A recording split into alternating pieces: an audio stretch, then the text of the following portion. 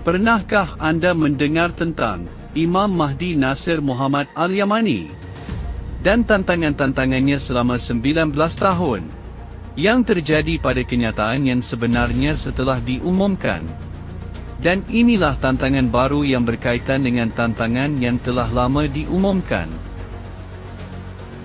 Dia telah menantang dunia dengan kedatangan planet Sakar yang dikenal sebagai Nibiru atau planet X.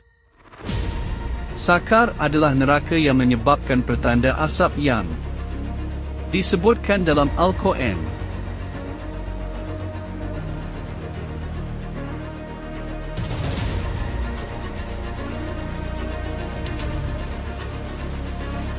Mengapa ia akan melintas dekat dengan bumi dengan membawa azab?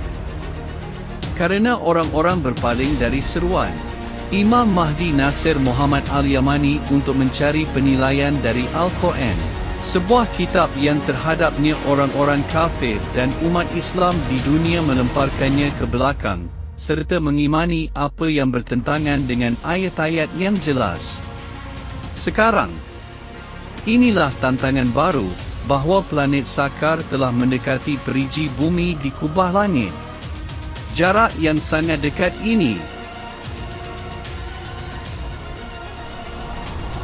menyebabkan iklim yang sangat panas di seluruh dunia.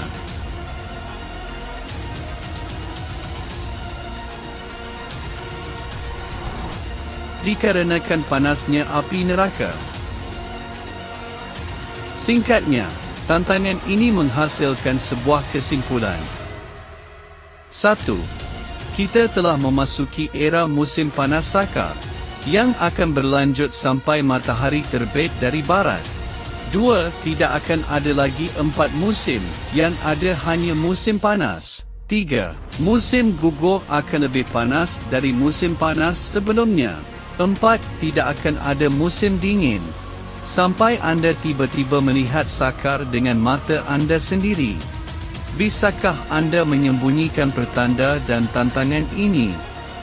Ataupun menghalangi dan membuat rekayasa terhadapnya? Jangan biarkan hari-hari yang hujan membodohi anda. Sebab panas akan kembali begitu hujan berhenti. Jadi ke mana anda akan melarikan diri? Maka ingatlah Imam Mahdi Nasir Muhammad Al-Yamani. Setiap kali tiba-tiba keringat menyentuh wajah anda dalam bulan-bulan di mana anda seharusnya merasa dingin, dan kembalilah kepada Allah agar Dia menerangi hati anda dengan keimanan sebelum siksa yang pedih.